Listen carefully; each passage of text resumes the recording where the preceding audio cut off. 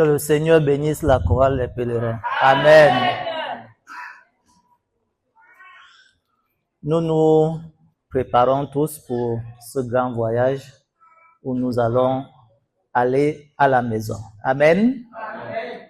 Nous sommes des pèlerins ici sur cette terre et nous nous apprêtons à aller à la maison. Amen. Amen.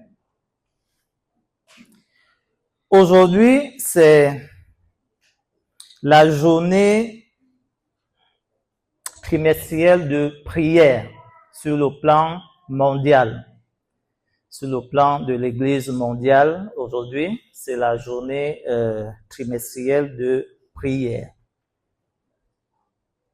L'Église mondiale a voulu que toute l'Église puisse aujourd'hui prier, que nous puissions nous humilier devant notre Créateur, que nous puissions répandre notre âme devant le Créateur pour les divers sujets que nous avons. Et l'Église a choisi le thème « Voyage du peuple de Dieu vers la Canaan céleste ». Amen. Amen. Voyage du peuple de Dieu vers la Canaan céleste. Avec un accent particulier sur le fait que nous avancions ensemble comme Église vers la patrie céleste en dépendant de Dieu à chaque étape. Amen. Oui, nous devons savoir que nous dépendons de Dieu. Nous devons dépendre de Dieu à chaque étape alors que nous avançons vers la Canaan céleste. Inclinons nos têtes pour une courte prière. Notre Créateur et notre Dieu, voici venu le moment où tu vas t'adresser à ton peuple. Nous voulons que tu prennes le contrôle total de cette salle et que tu puisses t'adresser à ton peuple en ce moment. Que tu puisses nous remplir de la présence et de la puissance de ton Esprit Saint. Que celui-ci nous aide à comprendre et aussi à mettre en pratique ce que tu vas nous enseigner. Au nom puissant de notre Seigneur et Sauveur Jésus-Christ, nous t'avons prié. Amen. Nous vivons dans un monde où les maladies, les catastrophes, les injustices, les incertitudes font rage. Beaucoup se posent la question de savoir combien de temps encore on doit supporter ces choses. La Bible répond clairement à cette question. Nous ne sommes pas arrivés à notre destination. Nous ne sommes pas encore arrivés à notre destination. Nous sommes en voyage. Amen. Oui, nous sommes en voyage.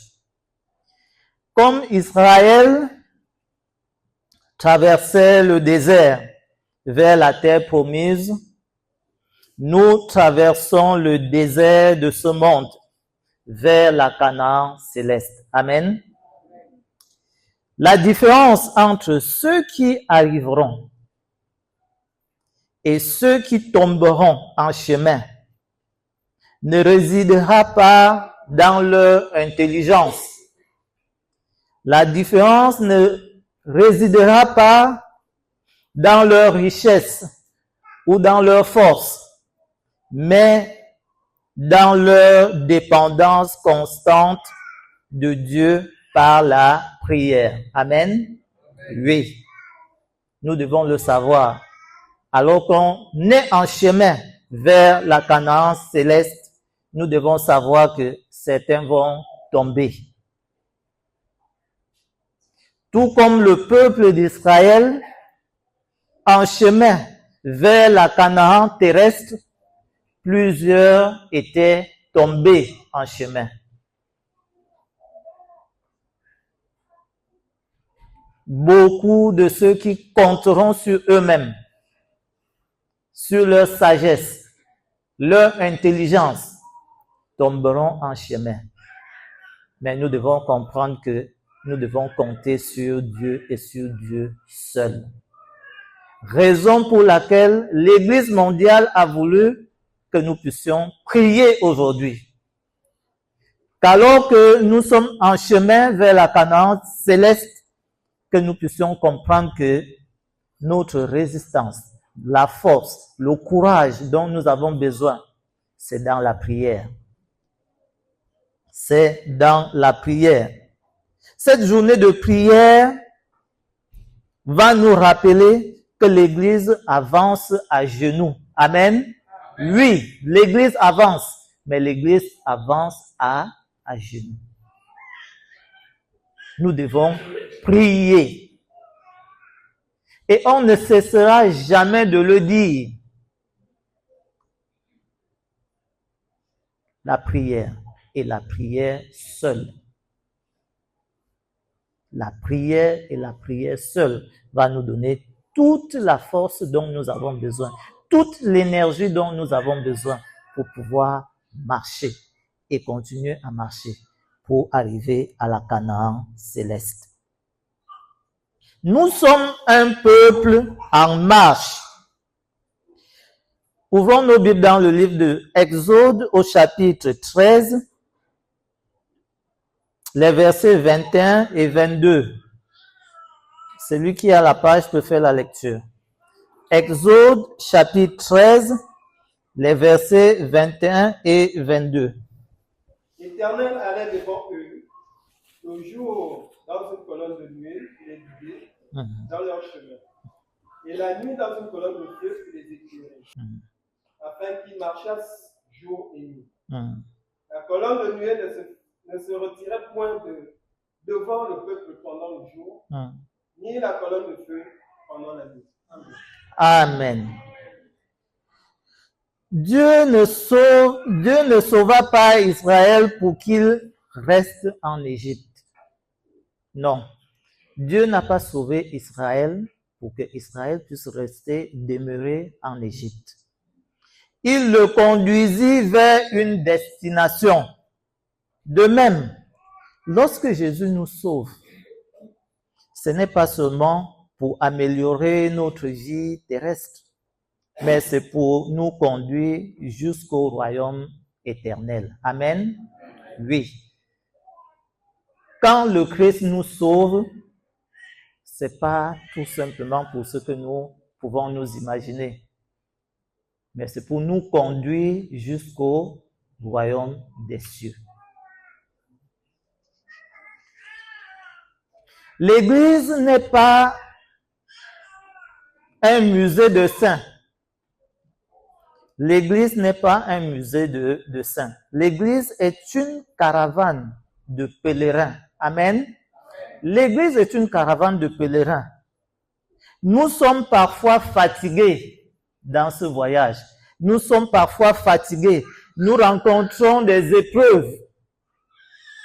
Nous sommes de fois découragés même. Mais n'oublions pas que Dieu marche devant nous. Amen. Dieu marche devant nous. La nuée, le jour, et la colonne de feu, la nuit. Amen. Nous ne devons jamais perdre cela de vue. Malgré les découragements, malgré les difficultés, malgré tout ce que nous rencontrons pendant le voyage, nous devons savoir que le Seigneur marche devant nous, de jour comme de nuit. Amen. Oui. Aujourd'hui encore, nous avons le Saint-Esprit qui conduit le peuple de Dieu. Dieu marche avec son peuple. Le Saint-Esprit nous conduit. Quand nous prions, nous reconnaissons que nous ne savons pas toujours où aller, mais que Dieu connaît parfaitement le chemin. Amen. Oui, nous ne connaissons pas où aller, mais le Seigneur connaît parfaitement le chemin. raison pour laquelle nous devons prier. Prier pour avoir la volonté de Dieu. Prier pour connaître la volonté de Dieu. Prier pour savoir où est-ce que le Seigneur nous conduit. Par quel chemin est-ce que nous devons passer? Nous devons prier.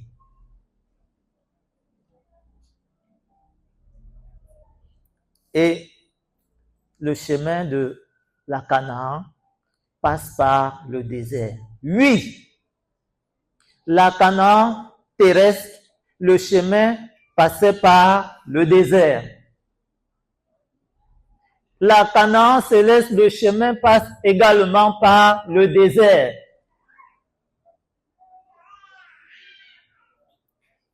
Deutéronome chapitre 8, versets 2 et 3. Le frère Marc peut faire la lecture. Deutéronome chapitre 8, versets 2 et 3. Deutéronome chapitre 8, verset 2 et 3, il est écrit: Souviens-toi de tout le chemin que l'Éternel, ton Dieu, t'a fait faire pendant ces 40 années dans le désert, afin de l'humilier et de t'éprouver, pour savoir quelles étaient les dispositions de ton cœur, et si tu garderais ou non ces commandements. Verset 3.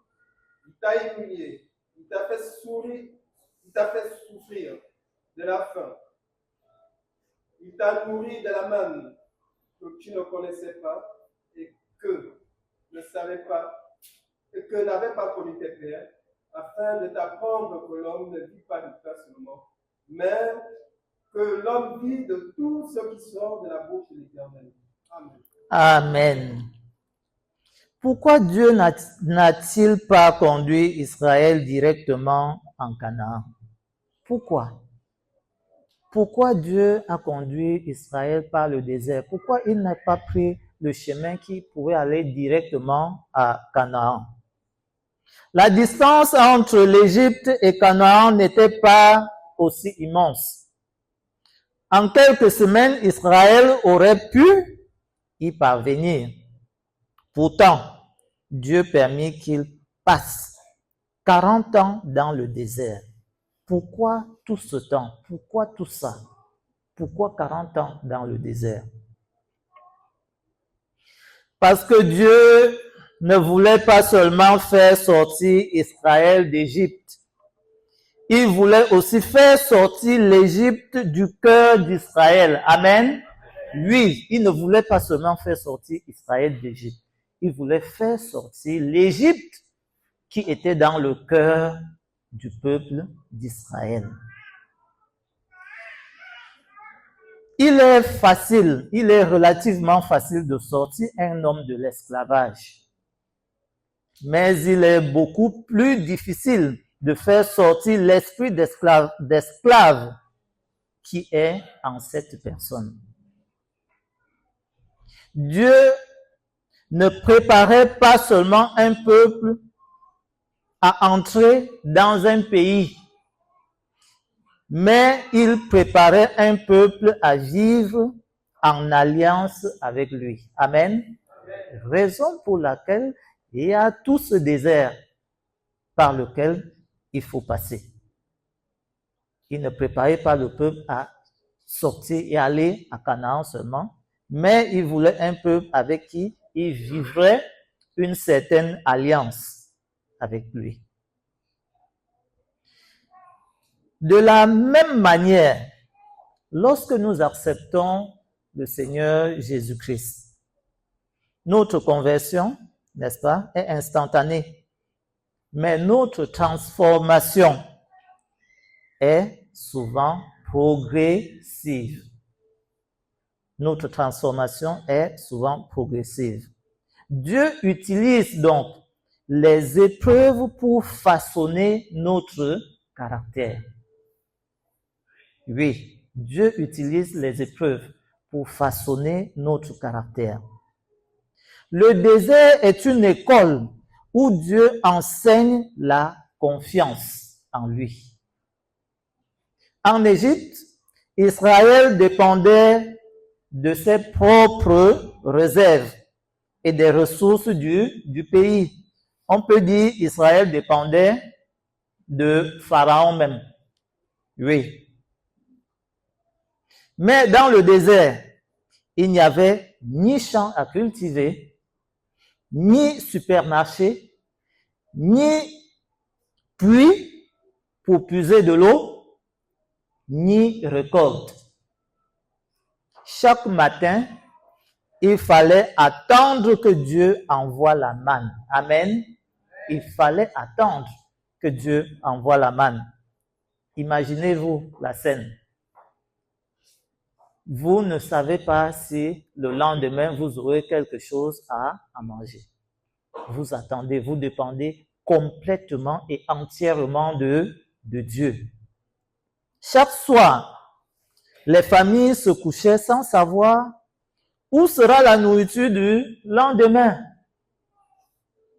Et chaque matin, elles ouvraient leur tente et Dieu avait déjà préparé le repas. Amen.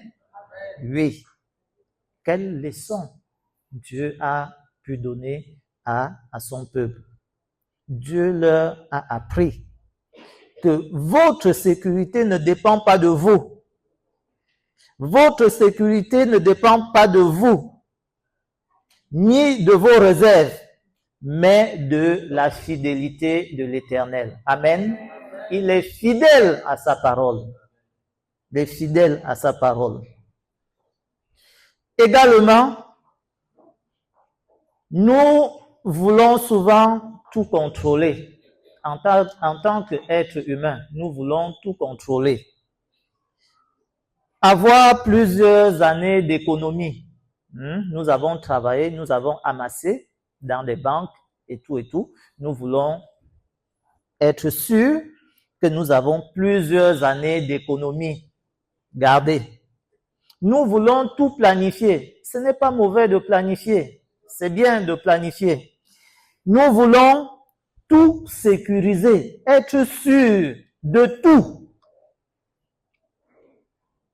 Ces choses sont bonnes, mais parfois, Dieu permet des situations où aucune de ces solutions humaines ne fonctionne.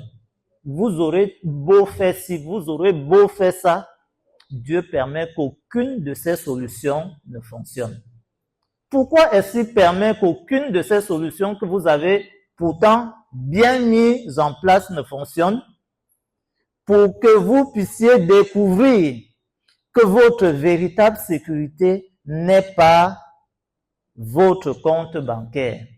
Votre véritable sécurité n'est pas votre emploi. Votre sécurité ne se repose pas sur vos relations, vos parents qui sont bien positionnés, mais votre sécurité se repose en Dieu et en Dieu seul. Amen.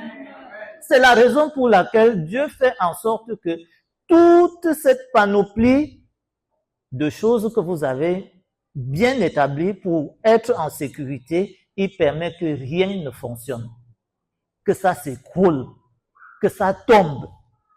Et vous vous posez la question, pourquoi? Pour que vous appreniez à compter sur Dieu et à compter sur Dieu seul.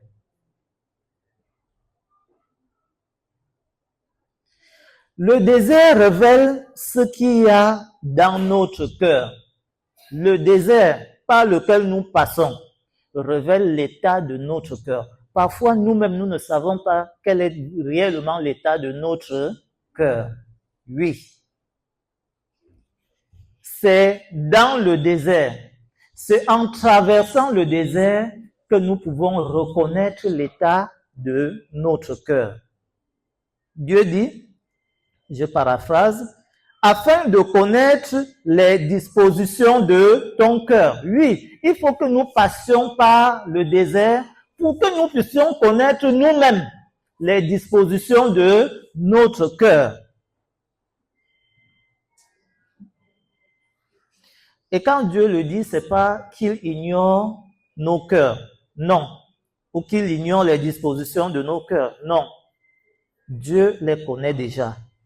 Mais nous-mêmes, nous devons connaître nos propres cœurs. Tant que tout va bien, il est facile de dire « j'ai confiance en Dieu ». Tant que tout va bien, il est facile de dire « oui, j'ai confiance en Dieu, j'ai confiance en Dieu ». Mais lorsque une maladie arrive, une maladie dite incurable arrive, lorsque on vous retire de manière abusive votre salaire, quand le salaire ne passe plus, quand vous êtes en chômage, quand le chômage s'installe dans votre vie, quand vous perdez un parent proche, quand vous avez suivi un projet qui apparemment était très bon et tout semblait très bien marcher, mais à la dernière minute, ce projet échoue entre vos mains. C'est là que notre véritable confiance en Dieu apparaît. C'est en ce moment réel, c'est en ce moment même que notre véritable confiance en Dieu apparaît. Le désert agit comme un miroir. Le désert est comme un miroir. Il révèle notre patience. Il révèle notre orgueil. Il révèle notre foi. Il révèle nos peurs. Il révèle nos insécurités. Il révèle nos priorités. Oui, c'est le désert qui révèle quelles sont nos priorités réelles. Parce qu'en temps réel, en temps de bonheur, on ne sait pas réellement quelles sont nos priorités.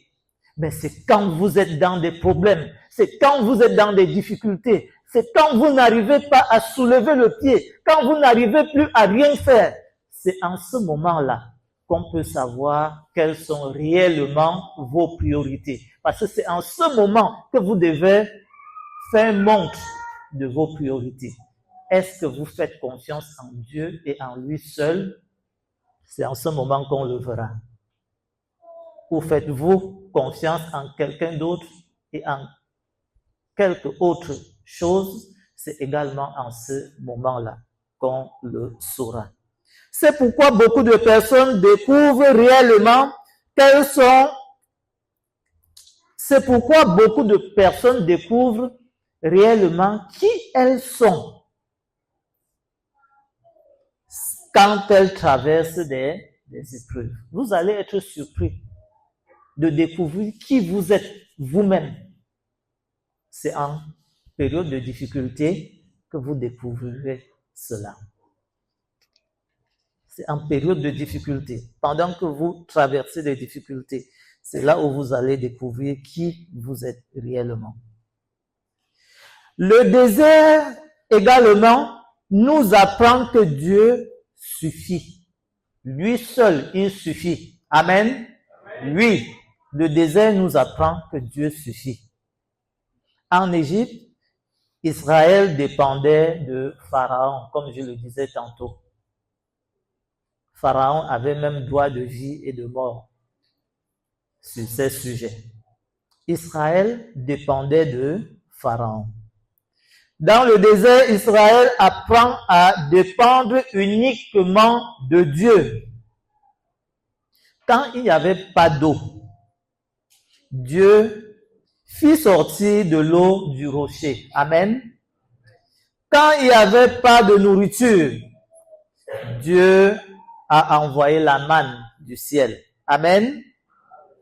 Quand il n'y avait plus de route, qu'est-ce que Dieu a fait? Dieu a ouvert la mer Rouge pour que le peuple puisse passer à pied sec. Quand les ennemis les attaquaient, qu'est-ce que Dieu faisait? Dieu combattait pour son peuple. Oui. Chaque difficulté devenait une occasion de découvrir une nouvelle facette de Dieu. Amen. Chaque difficulté devenait une occasion de découvrir une nouvelle facette de Dieu. Voilà pourquoi Dieu ne supprime pas toujours immédiatement nos problèmes. Amen. Oui, Dieu ne supprime pas toujours immédiatement nos problèmes. Parfois, il veut que nous découvrirons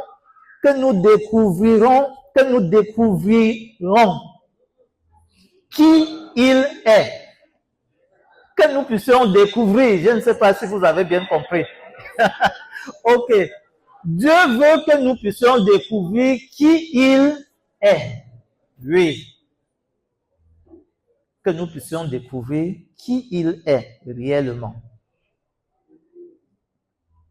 Notre désert aujourd'hui, mes chers frères et sœurs, notre désert aujourd'hui, nous ne marchons plus dans le désert de Sinaï,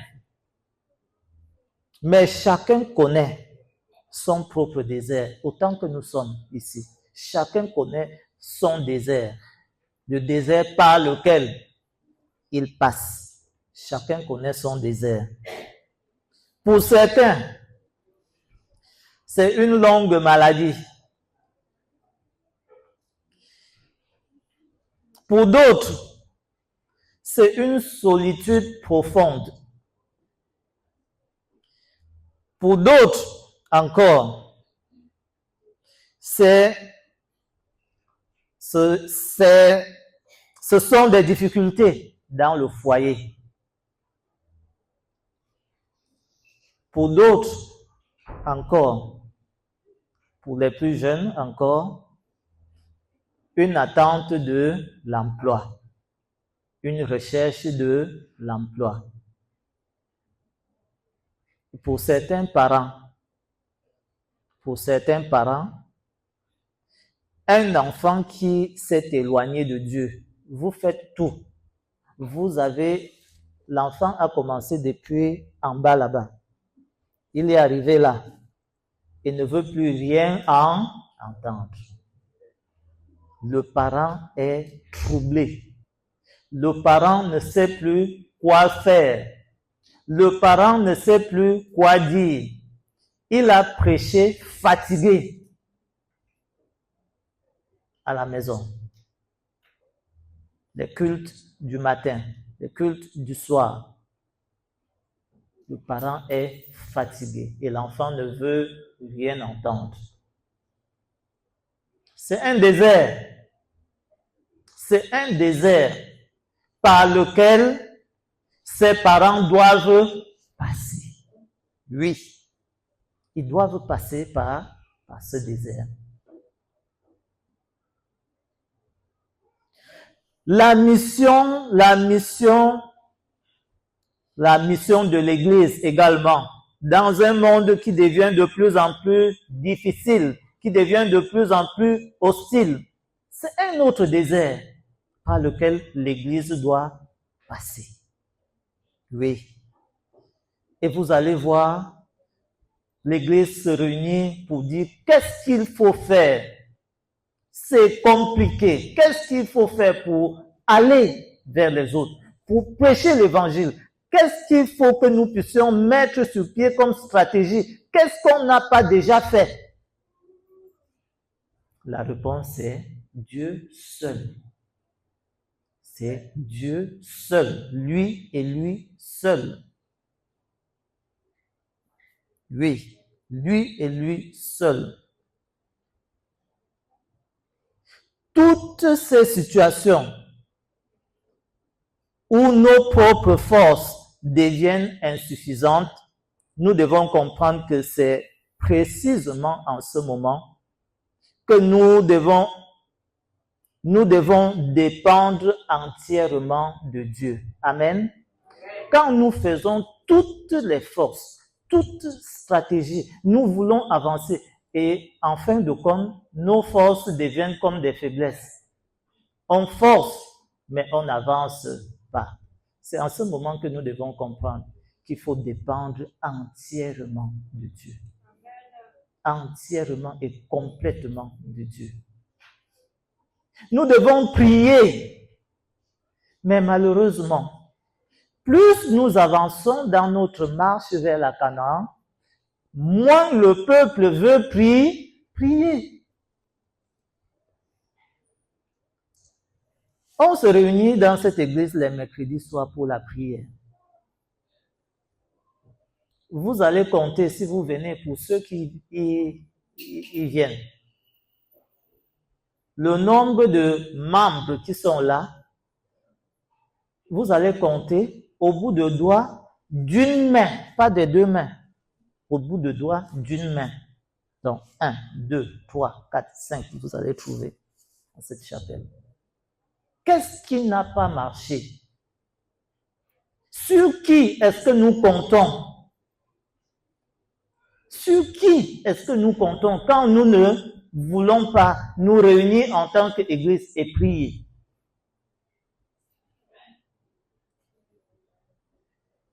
Nous avons pensé un moment qu'il fallait utiliser les moyens dont nous avons à notre disposition pour réunir l'Église. Mais je vous assure que cette idée est déjà sortie de ma tête.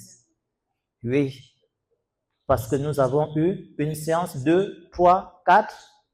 En regardant le nombre de personnes qui se connectent en ligne, j'ai compris que ça ne vaut pas la peine. La solution, c'est qui? C'est Dieu et Dieu seul. Oui. Nous devons nous mettre en prière. Nous devons prier. Nous devons reconnaître les temps qui passent. Et savoir que dans cette marche vers la Canaan céleste, si nous comptons sur quelqu'un, nous n'y arriverons pas. Si nous comptons sur nous-mêmes, nous n'y arriverons pas. Nous avons à compter sur Dieu et sur Dieu seul.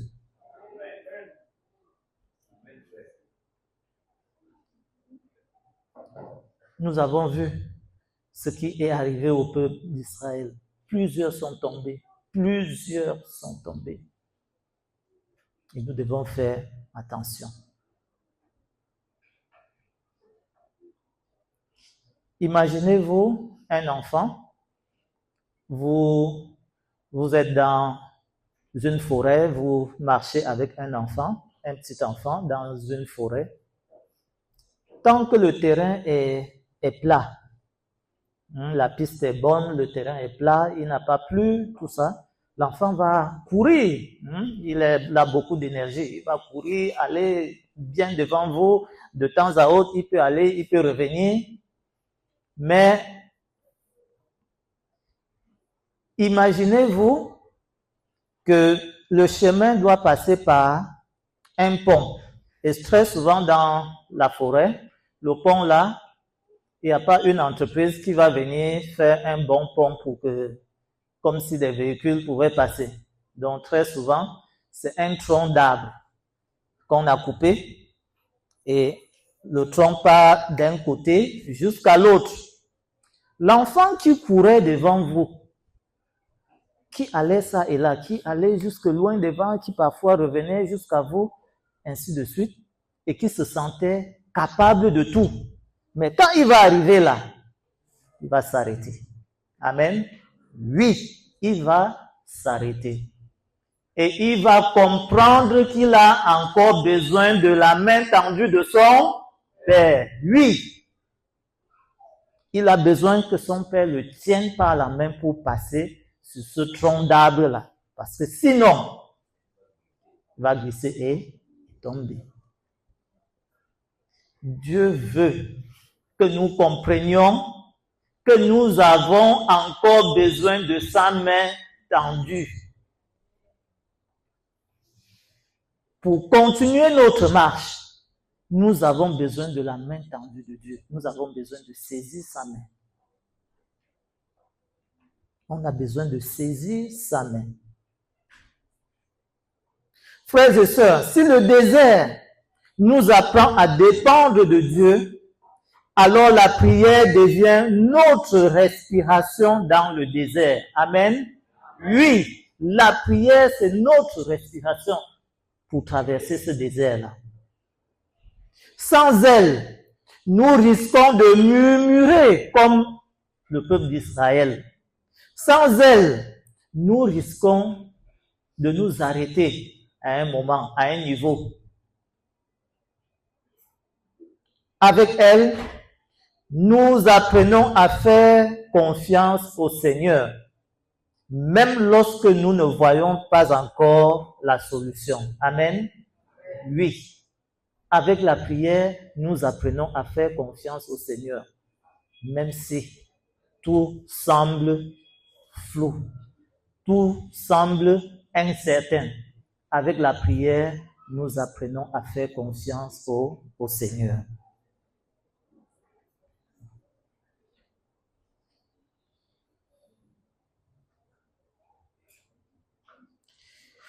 La journée de prière que nous sommes en train de passer est une invitation à reconnaître que nous ne pouvons pas atteindre la Canaan céleste par nos propres forces. Nous avons besoin de Dieu chaque jour jusqu'à notre arrivée dans le royaume des cieux. Amen. Amen. Oui, nous avons besoin de Dieu. La prière ouvre le ciel. Tout au long de la Bible, les grandes délivrances ont toujours commencé par la prière. Moïse, par qui Dieu a délivré son peuple, a commencé par la prière. Élie a également prié. Daniel a prié. Anne a prié. Toutes ces grandes délivrances commencent toujours par la prière. Jésus lui-même a prié. Hier, nous avions vu que Jésus, très tôt, quand il faisait encore sombre, Jésus se retirait dans un lieu désert pour prier. Les disciples, eux également, ont prié.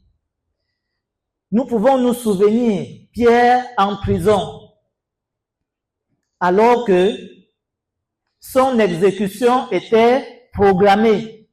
Le lendemain, l'Église s'était réunie en prière. Et qu'est-ce que Dieu avait fait? Il a envoyé un ange le sortir de la prison. Amen. Oui. La prière ne change pas Dieu. La prière ne change pas Dieu. Mais elle change notre relation avec Dieu. Amen. Oui, la prière change notre relation avec Dieu. Elle ouvre notre cœur à l'action de Dieu. La prière ouvre notre cœur à l'action de Dieu. Lorsque l'Église prie ensemble, elle reconnaît que la véritable puissance ne vient ni de l'homme, ni de ses moyens humains, mais du Seigneur. Amen. Amen. Oui. L'Église doit prier. L'Église doit prier ensemble.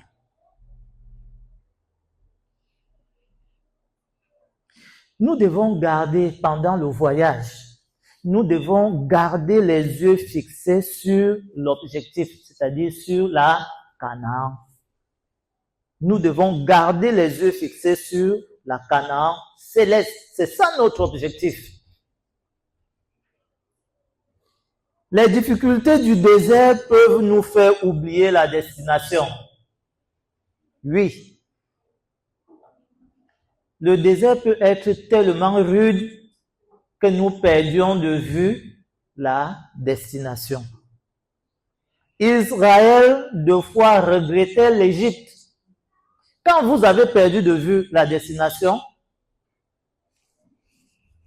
là où vous revenez là, vous allez regretter, vous allez vouloir retourner, vous allez vouloir y retourner. les difficultés du désert peuvent faire en sorte que vous regrettiez même.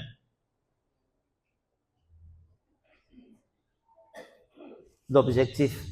Raison pour laquelle nous devons garder en vue, nous devons avoir toujours à l'esprit l'objectif que nous avons atteint.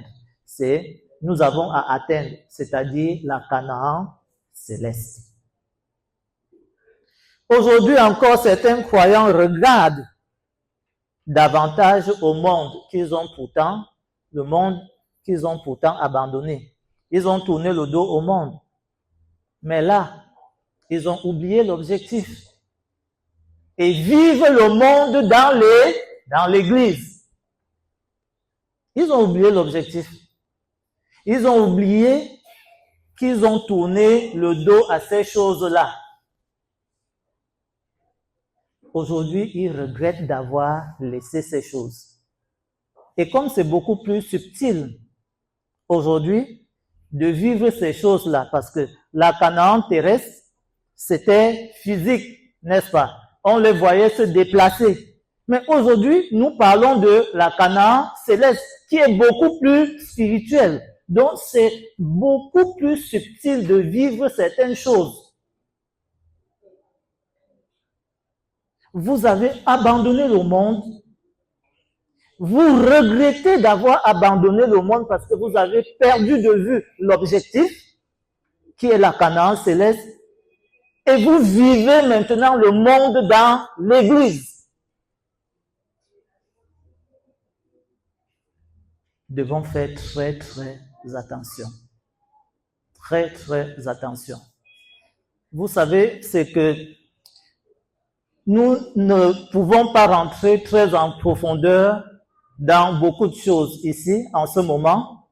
Sinon, on comprendra parfaitement que beaucoup de ceux qui, en Canaan terrestre, regrettaient l'Égypte, beaucoup ne sont pas entrés en Canaan.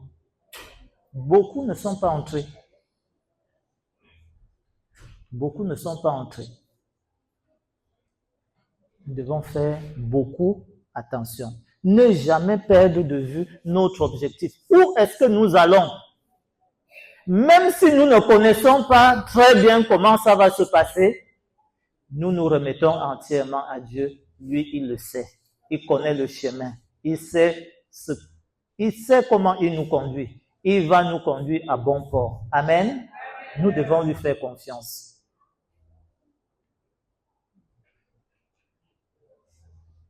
La Canaan céleste est réelle, mes chers frères et sœurs.